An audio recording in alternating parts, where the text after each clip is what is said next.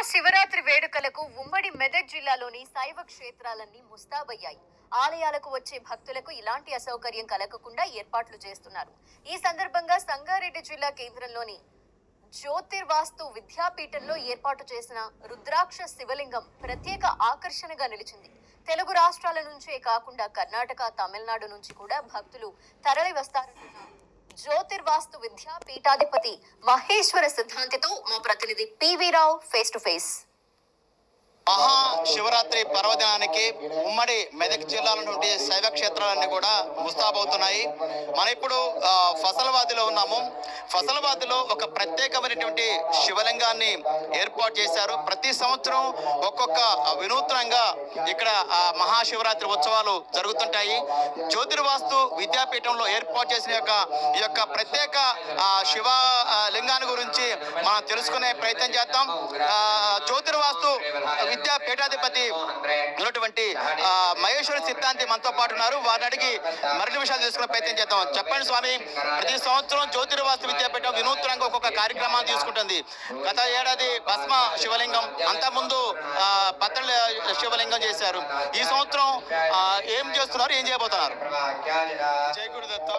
మహాశివరాత్రి శుభాశిస్సులు ప్రేక్షకులకందరికీ కూడా.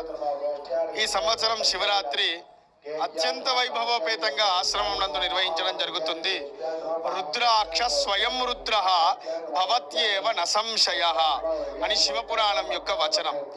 రుద్రాక్ష అన్న రుద్రుడన్నా ఒకే, సమానము.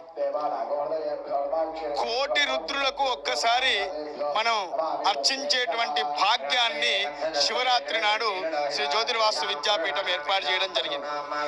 ఎక్కడెక్కడ సేకరించారు స్వామి? మొత్తం ఎన్ని రుద్రాక్షలు సేకరించారు? మొత్తం ఎక్కడి నుంచి సేకరించారు? ఈ రుద్రాక్షలన్నీ కూడా హిమాలయాలలో ఉన్నాయి ఎక్కువ శాతం.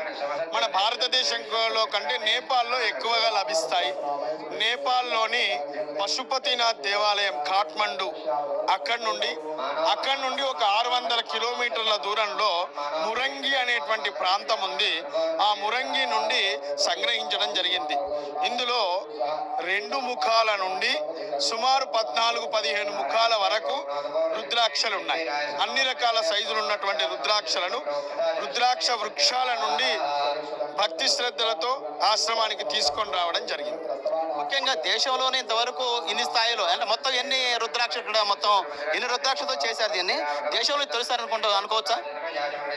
ఇది మొత్తం 1,08,00,000 రుద్రాక్షల చేత నిర్మాణం చేయడం జరిగింది. ఇక్కడికి తీసుకొని వచ్చినవి మాత్రము 1,12,00,000 తీసుకొని రావడం జరిగింది. ఎందుకంటే ఆవిష్కరణ రోజు ఒక 4 లక్షల రుద్రాక్షల చేత అభిషేకం చేయడం జరిగింది. ఆ రుద్రాక్షలన్నింటినీ కూడా రేపు ఉదయం శివరాత్రి రోజు ఉదయం నుండి భక్తులకందరికీ కూడా వితరణ చేయడం జరుగుతుంది. ఇది భారతదేశంలో ప్రప్రథమమైనటువంటి లింగం, రుద్రాక్ష లింగం. 18.6 అడుగుల ఎత్తు కలిగినటువంటి 1,08,00,000 చేత నిర్మించబడుతున్నటువంటి ఏకైక లింగం. ఆ లింగం మొట్టమొదటి లింగం అన్నమాట. దీన్ని దర్శించడం ద్వారా కోటి రుద్రులకు సేవించినటువంటి ఫలితం కలుగుతుంది. భక్తులు ఎక్కడెక్కడ నుంచి, మన కర్ణాటక ఉంది, మహారాష్ట్ర ఉంది, పొరుగు రాష్ట్రంలో ఎక్కడెక్కడ నుంచి, మిగతా రాష్ట్రం నుంచి వస్తున్నారా? ఎట్లా ఉంది పరిస్థితి? భక్తులు విపరీతంగా ఆశ్రమానికి వస్తారు. గత సంవత్సరం భస్మలింగానికి 1,74,000 మంది దర్శనం చేసుకొని తరించి ఉన్నారు.